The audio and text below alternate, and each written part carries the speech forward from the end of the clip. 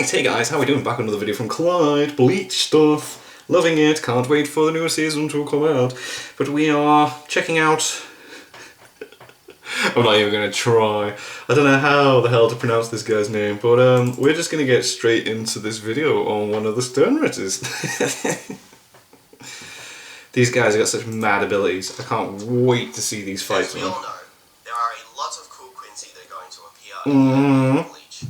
Amazing designs, overpowered abilities. Oh yeah. Deep storytelling. I can use my imagination to create whatever I want. What? One Quincy that many forget about, though, will be very important once the anime begins. A Quincy so important that he manages all of Quilge Mundo for Yuha Bark. Someone who may not be one of the SS guards of Yuha Bark holds a position I'd say is almost as important. General Hunt Commander, Sternritter Jail, Quilge Opie. Yeah, that guy's name. His full name is incredibly annoying to say, and yeah. frankly, the anime community is full of too many spurgs that will cry if I say names. Yeah, it's true. You can easily tell that I neither speak Japanese or German fluently. Quilge Opie. Quilge Opie.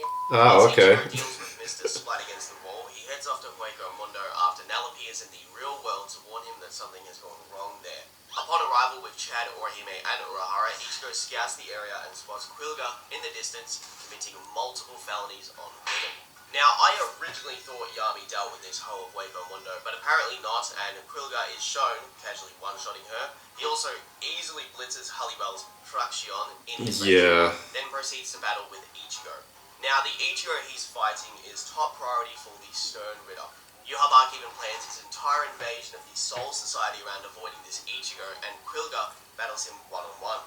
This Ichigo is so strong that the Soul Society sent multiple captains in advance to make sure Ichigo wouldn't become an enemy once learning the truth about the substitute Shinigami badge from Kugo Ginjo.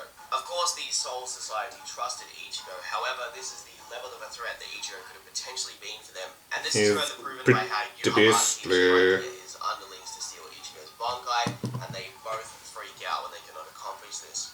The reason I want to place emphasis on Quilge being a big deal is mostly due to how many people he is fighting at the same time, along with particular situations that happen. It's pretty impressive, though. Once Quilge activates his Vollständig, which he confirms far surpasses Uryu's Quincy Lechsteel form, shown in the Soul Society, which was also stated to temporarily let a Quincy reach their peak for a short period of time, Quilge becomes honestly fucking disgusting.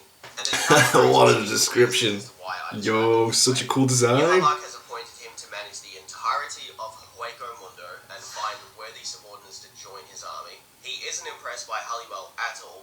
He also uses a very overpowered Quincy technique of absorbing Reishi from everything, which a lot of the other Quincy's should be able to do, but they just don't do it for whatever reason. He also battles Ichigo, who was specifically listed as a war potential before he attained his true powers. He was already on the list of, yo, watch out for this guy, when he was in his full-ring Bankai type form. That's how much of a big deal that form of Ichigo was, even just at the start of the war. I think a lot of people out there don't truly realize just how strong this particular Ichigo is. And the reason this is important for the video is because Yuha Bark at this stage in time does not have access to his power of the Almighty, and this does not return until his battle with Ichibei, but he still commands the Sternritter to be wary of this specific Ichigo. This Ichigo is so strong that while battling Ginjo, just by simply transforming into Bankai, he completely annihilates the pocket dimension which Yukio created for Ichigo and Ginjo to fight inside of. I'd also like to point out that this is Yukio's dimension while being amped by the powers which Ginjo stole from Ichigo and gave to him, so it could be argued that when he is creating the world of the living in there, this is a life-size planet, along with how when Chad was shown training in the older one, there was a star inside of it. I know I've stated this in various other videos, but Ichigo in much weaker forms was able to echo his spiritual pressure across the whole world as stated by Shinji, and block the Sokyoku, which in the data books can overwhelm everything in existence. Yeah, that was pretty damn decent, like, feat. Jesus. His immortality, it wouldn't work. And if you think that's impressive, the version of Ichigo that Quilge fought didn't bring his substitute Shinigami badge with him, so it's possible that he's many times stronger than he was in his battle with Ginjo. Keeping all of this in mind... Oh yeah, it was repressing him, wasn't it? Certain moments that really do need to be addressed to show just how strong he and Ichigo are. Quilge is shown to use what appears to be a German colonial Ehrendegen sword, and his design is inspired by a mixture of Heinrich Himmler, who was one of the most powerful men in Nazi Germany. Makes sense. Like, yeah, the inspiration with the names and everything is all German stuff, isn't it? Who also inspired Mr. Oh, that's cool. Makeup. Now, going back to Mr. Heinrich Himmler, if you actually notice that what Quilge does in a lot of his panels, he is only interested in characters that are what he would consider pretty strong. He actually invites some of the Hollow Girls to join him, but with the other ones he just stabs them to death, and this is obviously a very clear correlation with eugenics and the Holocaust, because that's exactly what they're doing. Yeah. Now, if you also remember in the past, the Quincy's were told by the Shinigami, hey, stop Holocaust and the Hollows, and they wouldn't do it. Yeah, that was the thing, wasn't it? They were killed off in the past. And then to go back to the Marilyn Manson reference, well, for those of you who don't know, Mr. Kuro is a really big fan of fashion, and he also uses a lot of Western music while drawing his fight scenes, and one of his favourite musicians is obviously Marilyn Manson. Fair. That being said, we're learning some facts here, boys. And aim it wherever he wants to fire arrows like a gun blade. As this is happening, Yuhabak declares that this moment is perfect to invade the Soul Society because Ichigo is battling Quilge. I actually love the moment when Ichigo catches Quilge's arrow with his bare hands, then he throws it back at Quilge with enough force to cause an explosion. It's gonna be so sick to see all this. Shame that his arrows could be caught and evaded so easily, and Ichigo proceeds to compliment that they are actually stronger than the Uryu who fought Ukiura and the one from the Full Ring arc. Quilge then replies that this should not be the case, as he knows Uryu's potential is very high, obviously referring to Yuhabak's future plans for him. Now, Yuhabak was so sickened by that he just made him explode, but believes Quilge is strong enough to potentially take down this Ichigo. He seems to speak in a very confident manner that, yeah, I think he should be able to hold off Ichigo. Should be able to take it. Yeah, he's got it. Yeah. Quilge then transforms into his Quincy Ledge Steel, but then proceeds to correct the name to Vollständig, and explains to Ichigo that this form surpasses the one Uryu used against Mayuri, and how they retired the Sunray glove 200 years ago.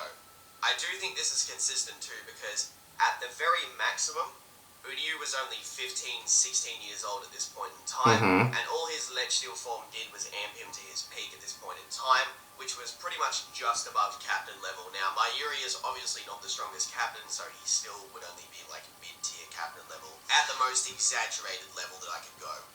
Whereas Quilge is fighting an Ichigo that is so powerful, he shocked all Quincy and Shinigami when he appeared in the Soul Society. Everyone's just like, whoa, what's going on? States he shouldn't fight him while so injured, obviously implying that their battle would be better for Ichigo if he was healed.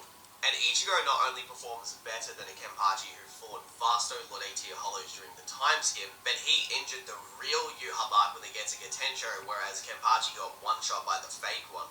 Further consistency Society's contingency plan made sense, and Quilge scales above the Espada, who Uryu does not scale to until later in the war, as he could barely even damage base form Yami and was basically firing paper arrows at Ukiura. And also in the Full Ring arc, he kind of gets one-shot by Tsukishima, and then when it comes to fighting Ginjo just kind of avoids the arrows for the sake of avoiding them. Like, I don't even know if they would really harm him, to be honest. I think he was just like moving out of the way instinctively. Side note, by the way, I hate the way Uryu feels after the Soul Society arc, because he goes from firing cross-map arrows that look extremely deadly and actually feel really strong, to him standing there doing the whole glasses push-up thing, like, you know, on some light Yagami type energy, like, this is my 54-stage yeah, not as cool. This, and then all it does is give Espada Zael a bit of a tan. It's like, what the tan. Is that? Until the war arc, all of his arrows could be replaced with paper arrows, and it wouldn't make a difference. Yeah, he doesn't do anything, does he? Yeah. Whatsoever. He feels like such a mid-tier, like below lieutenant character. It's such a letdown. I understand that the author can't make Uryu too strong, because then it would conflict with the main character, and obviously that makes sense. And then also, if he was to gain a power that surpasses the Ledge Steel or puts him on a similar level, it would devalue that narrative of the story, which is fair enough, but he is actually way too weak until he gets his Shrift, and I just feel like he could have been handled way better, because he goes from cool to lame very damn quick. Very quickly, yeah. This is something that bothers me more than others, but I do feel like this is a pretty common consensus in the story, that Uryu does feel a little lackluster. Okay, that aside, Uryu states Ukiura's second release spiritual pressure is like an ocean above the sky and an alien-like power to him, even though in the past he battled against Mayuri, faced off against Tosu, and witnessed the battle between Byakuya and Ichigo, where Ichigo did not have his substitute Shinigami badge restricting him. Now, the interesting thing about Mayuri is that he claims he didn't train at all from arc to arc, but only upgraded his gadgets and Zanpakuto. Even if you were to argue Uryu's whose Quincy Ledgesteel form is stronger than those Uryu feeds, it only complements Quilge further, who again explains the Vollständig surpasses the Sunray Glove. Right. At point-blank range, a non-restricted, stronger-than-Ginjo fight Shikai Ichigo fires a real Getsuga Tensho directly at Quilge's face, and he just looks at it like, what the f*** was that? Divine Executioner Quilge then proceeds So sick. Piscial, God's Justice, and absorbs literally everything in Hueco Mundo, along with Orahime's Sun Tenkishun, her body, Chad, and the Fluxion girls. And because everything is made of Reishi in Hueco Mundo, his potential here is It's unreal. insane. Yeah, I it's wanna absolutely stress crazy, that, by isn't the it? way. Him having the casual ability to just be like, yeah, this is all mine, like at any point in a battle, is so wild. And the fact that more Quincy's don't do this, or maybe it's Yeah, like, unique to Quilge's ability to do pretty so, because he seems to be really crazy. good at this, is wild. Because I know in the Soul Society arc, Uryu was able to take advantage Yeah. of everything being made of Reishi, but you don't really see a lot of the Quincy's do that too often in the War arc, and it is what it is, but the point is more so that Quilge's ability to do this is really insane. Also, when the Fraction girls tried to run away with Orihime and Chad and the rest, basically Quilge's just like, yeah, I know exactly where you are, and he just like activates his sensory ability, which is amped, and just locates where they are, even though they're invisible, which is really impressive. As he's about to hit Ichigo with this attack that he charges up by absorbing all the Reishi in Hueco Mundo, Ion comes out of nowhere like Randy Orton, right, and just goes bang with a full-powered punch. And I gotta say, Ion is a monster that I've always thought was very strong and also very underrated in the Bleach community. A lot of people don't even really talk about this motherfucker, but he's really fucking strong. He is summoned via the sacrifice of Apache, Mila Rose, and Sun's arms. In the first showing of Ion, he easily overpowers Shuhei, Rongiku, Momo, along with Kira standing no chance. Yamamoto steps in and slices him in half, then proceeds to incinerate him to make sure he's completely gone, as he can still move and also heal. If I had to scale Ion just off the top of my head, he could easily be classed as an Espada level threat. Ion being so strong that he scares and stops Shuhei is an incredibly good feat, along with obviously all the other stuff that he does. Like, he's so much faster than Rongiku that she can't even tag where he's going, and he just like flashes across and rips her insides out with his hand, and it's insane. That's mad. full power. That is a And madness. depending on what Halliwell's Fraction have been up to in the time skip, if they've trained at all, this would obviously imply that the version of Ion here is even stronger than the one in Yeah, you'd think, Naruto. wouldn't you? But anyway, something interesting about Ion's barrage of punches against Quilge, who was off guard by the way and didn't get to let off his Gustav cannon attack, is how Quilge takes all of this damage purely with his Quincy Blue Vein, then gets up, snaps his own neck back in place, and simply states, yeah, we should probably increase the power of Blue Vein if someone does that again. Then just casually absorbs Ion, gains his powers like some Majin Buu type shit. Yeah. This ability is called Sklave Riot, or Holy Slave. Holy in English. Slave. This technique appears to be incredibly similar to Yuhabak's ability Stealing, and increases his power to what I'd say is probably a So Bankai insane. type increase, because Shikai Ichigo was surviving against Quilge, but also could have lost. However, upon absorbing Ion, he can then fight Bankai Ichigo pretty consistently.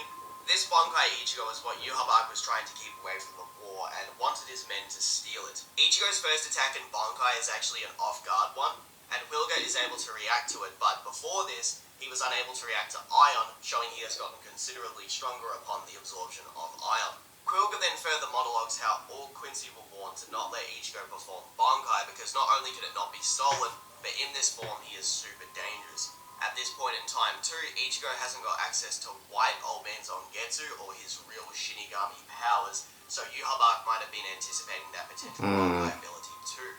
The one that we still haven't seen, by the way. However, in general, he plays this Ichigo as a legitimate war potential threat. Ichigo and Quilge's battle then goes on for so long that Quilge monologues about how he has to keep transitioning from offensive to defensive Blue Vein to simply keep up with Ichigo's attacks. While this is happening, one of the strongest Shinigami, Kisuke Urahara, hits Quilge with a Kido that blows his entire insides out. Urahara then proceeds to explain that he wouldn't have been able to harm Quilge like that if he was actually defending himself with Blue Vein at that moment, Which is and explains to mental. Aegon how dangerous he and the other Sternritter are. Quilge, then again, just won't die. He just keeps going. Ichigo with a special arrow that seals off the Garganta, along with Can't Byron's wait to separate see attacks all that this heavily crazy hit stuff Shadow animated, and man. Urahara. He also uses Ranso Tengai to keep his body moving and fires a second arrow to activate his jail ability around Ichigo.